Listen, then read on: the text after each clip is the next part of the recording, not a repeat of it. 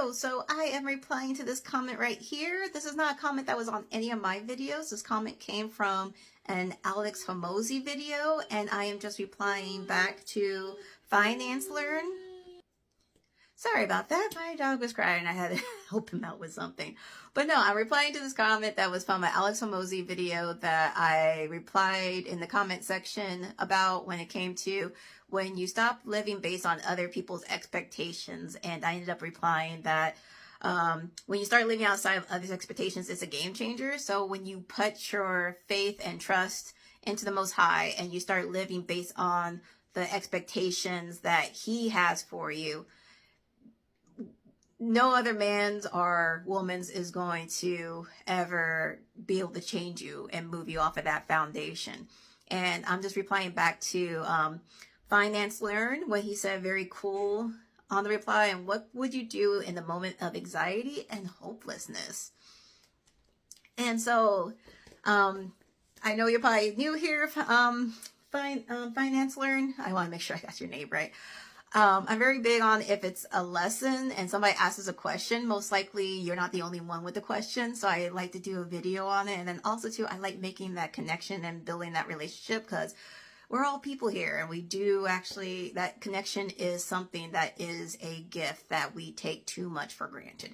Now, when you get into a moment of anxiety and hopelessness, I have been there several times myself, and I know others have been, where it seems like everything that could go wrong is going wrong, and it just keeps on piling up, and you're wondering, when is it going to be over? When is it going to finally get better? And even though, yes, if you look at my videos, I come on here very like energetic or bubbly, it's not that I have never been in times of anxiety and hopelessness. There's been times where I have been, there's been sleepless nights. There has been me breaking down, crying in my car after a hard day of working in the shift, and just crying out to the Most High.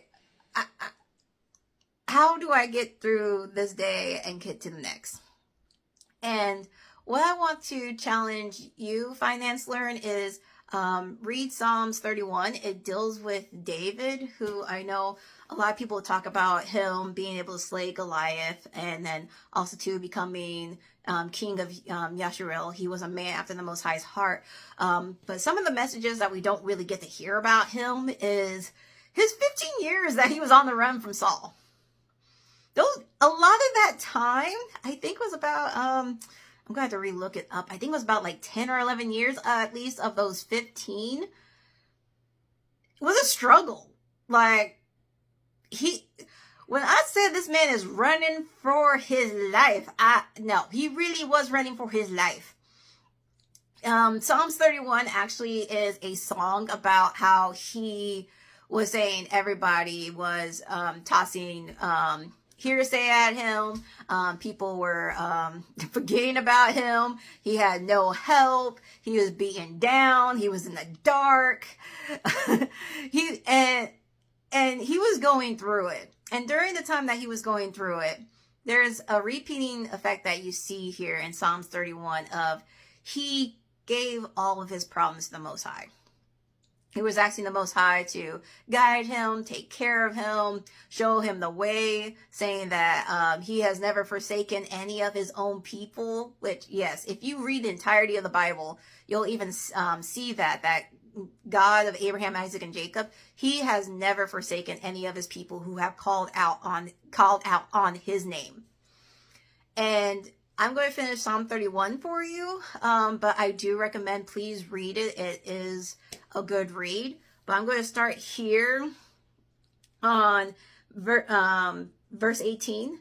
Let the lying lips be put to silence, which speak grievous things proudly and contemptuously against the righteous. Oh, how great is thy goodness, which thou hast laid up for them that fear thee, which thou hast wrought for them that trust in thee before the sons of men. Thou shalt hide them in the secret of thy presence from the pride of men. Thou shalt keep them secretly in the pavilion from the strife of tongues. Blessed be the Lord, for he has shown me his marvelous kindness in a strong city. For I said in my haste, I am cut off before thy eyes. Nevertheless, thou heardest the voice of my supplications when I cried unto thee. O love the Lord, all ye his saints, for the Lord preserveth the faithful, and plentiful rewardeth the proud doer. Be of good courage, and he shall strengthen your heart, all ye that hope in the Lord. And what David went there is, I know I'm going through this struggle right now. I know I am facing this anxiety. I am facing this hopelessness. It doesn't seem like there's going to be a way out for this. And he called on the Most High when he was getting into those dark places. When he thought that there's no light here. There's no possibility of hope. And I'm here to tell you there is hope. There's hope in the Most High.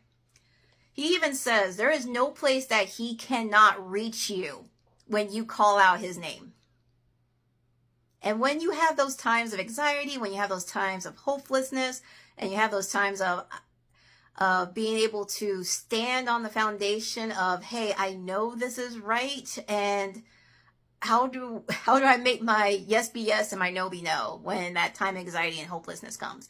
When it comes to that, just do like anybody else does. Do like I would do, which is when you get into that moment of weakness where you're unable to give an answer, you're unable to stand firm, you don't even have to say it out loud. You can just say it in your head and be like, Most High God, please take the will.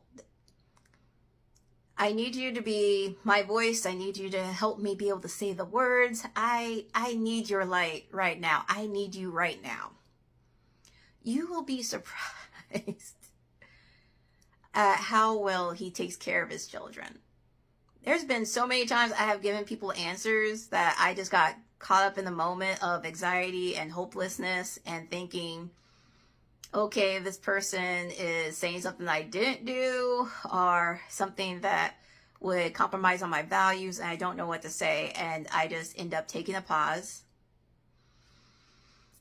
taking a deep breath, fanning that breath out to give a pause. And during that time, I just think to the Most High, Most High, please give me the words to say in this moment. It is your expectations. I am the meat, not this person's. And just another thing too, just take time just to read some scripture.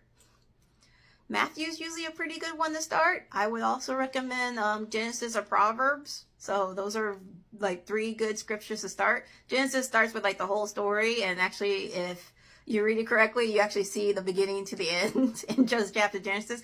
Proverbs is just wisdom, and Matthew is literally the start to the end of Jesus's journey and his ministry, and how it continues and how he'll be back to finish what he started. So please don't lose faith. Don't let anxiety and hopelessness take over your life and control you. Because also too, when it comes to anxiety is having a fear of the future, a fear of something that has not even occurred yet. And God has already said before in, what was it, Matthew, don't quote me, I'll make sure to put this in the comments, make sure I got the right chapter so you can see it. I want to say it's Matthew 6, where he says, don't worry about tomorrow. Tomorrow has its own problems. So you having anxiety and hopelessness for tomorrow, you're expending today's energy, today's blessing that you have to be able to start, to make a change right now. Right now you have this moment. Use your energy you have at this moment to move you forward. Don't borrow from tomorrow, which is not even here yet. And just like I tell with any of my followers or any of my other people that have commented and I have replied to, and even ones that are not even part of my channel, I am available. Just send me a comment, send me a DM. I will make sure it as in a timely manner as possible to be able to reply back to your comments. So if you have any questions, just reach back out to me. And as I said, please read Psalms 31 and pray about it, and the Most High will answer. Be blessed.